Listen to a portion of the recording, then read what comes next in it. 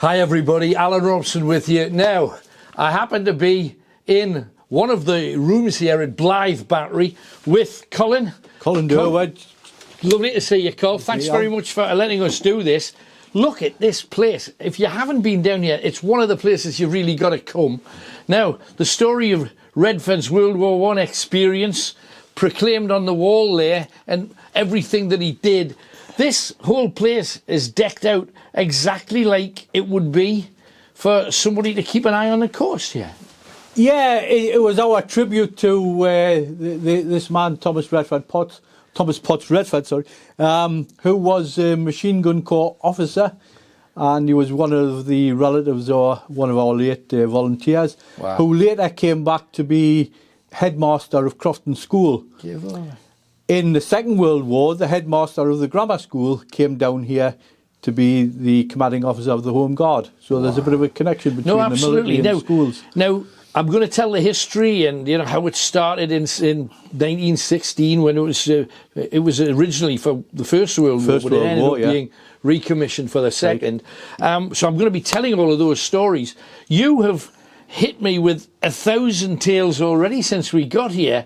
Incredible stuff. And it seems that this has been a central hub for all kinds of stuff going on.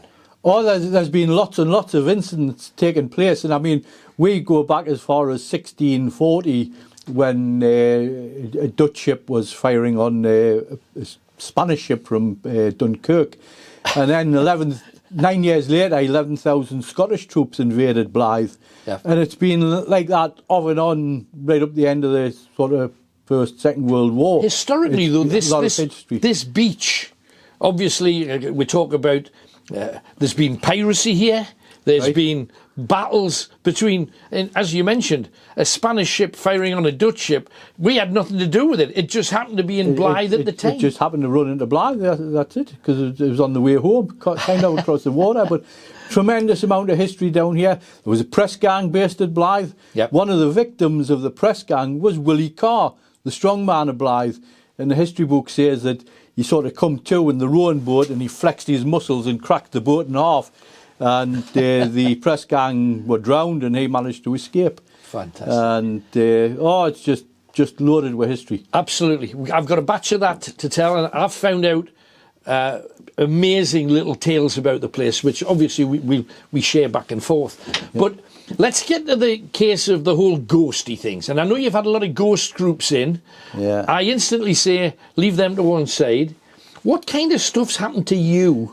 And I know you're an engineer, so everything's got to be black and white. I understand that. Yeah. You've got to see it to believe it and all the rest. But a few things have happened that's kind of shook you. Yeah, one of them was some German propaganda posters we had framed, and the following day they were lying on the floor at the bottom of the case. That happened twice. And we also put some German aeroplane pictures up, First World War. They ended up on the floor. So it's anything to do with anything German at that particular time. Kind of response? At that particular time, there was a lot. It was the same about Ghostbusters and things. We had 2 German telephones upstairs nobody knew about, and somebody was picking up German language one night, and that was the only connection. Who knows, right? But another spooky one happened a few years ago when I was working in the building next door, and a clock, which had been in a box for about 2 or 3 years, started to chime 12 o'clock, and then it struck 13 times at 1 o'clock. It wasn't wound up or anything? Never been touched for years. And this year, last year we shut it September, and in February this year, one of the guys was working in my 1940s room, and at 12 o'clock the clock struck 12.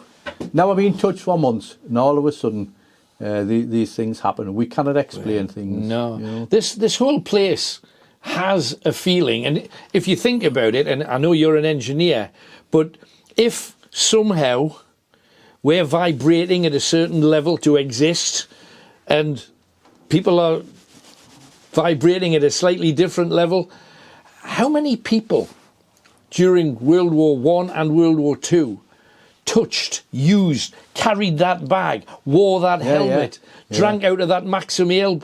There's got to be something. There's got to be something. Definitely there is something. It's tangible. It's tangible because I cannot explain it. You feel history here. Yeah. Certain times you come down and you feel that there is someone with you. And many a time when I'm in the magazine, I'm talking away to people that's not there. Whether it's just to allay my own fears, I don't know, but I'll go in, I'll say, hello lads, how we doing tonight? Things like that, like, you know. And there was one night, there was some people looking down, and they had all these laser nets and stuff like that, and they weren't getting any responses. So I kind of says, well lads, you know, you obviously know who I am. I've been down here for years trying to tell your story and your history. Are you happy with what we're doing?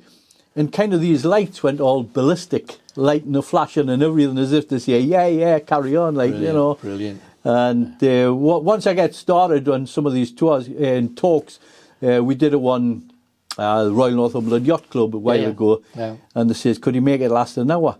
Oh, I says, I'll try and condense it that way. But anyway, 2.5 hours later, they were saying, Colin, can you pack in now? We've got to go home. Because there's just so many tales but the thing of the is, people and the you're things so that passionate happened about it, and it shows in how everything's laid out. Because we try to make it authentic. What would be on the table? Well, a pack of cards, some oil for the typewriter, an old ribbon. Even the rats, even the occasional rat. Yeah. It's just beautifully done. But thanks for. We're going to go around bit by bit. We'll be telling its story and the story of some of the things that we've got here, and hopefully we'll bring you a batch of people who all want to come and hear what Cole's got to say. But bless you. Great. Thanks, man. Thank you, Will. Appreciate it.